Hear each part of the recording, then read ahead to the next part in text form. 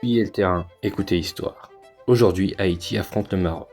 Mais l'histoire du football haïtien a un nom que presque personne ne connaît, un nom qui a marqué l'un des plus grands exploits de l'histoire du mondial, et qui a été assassiné par son propre gouvernement, Joe Gatien.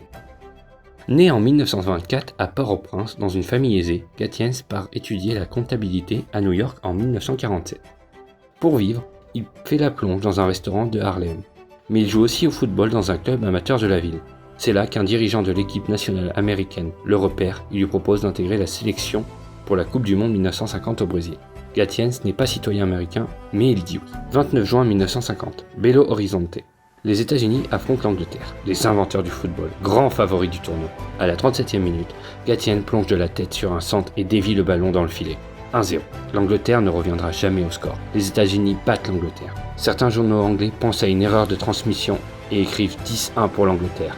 Gatien est porté en triomphe. Après quelques années à jouer en France, Gatien rentre à Haïti en 1954. Il ouvre un pressing, se marie, reprend le football local. Il se croit à l'abri.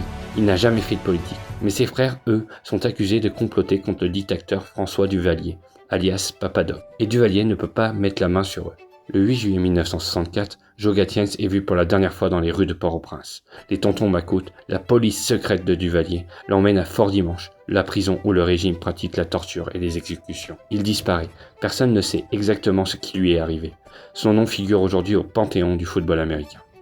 L'histoire est racontée, place au terrain.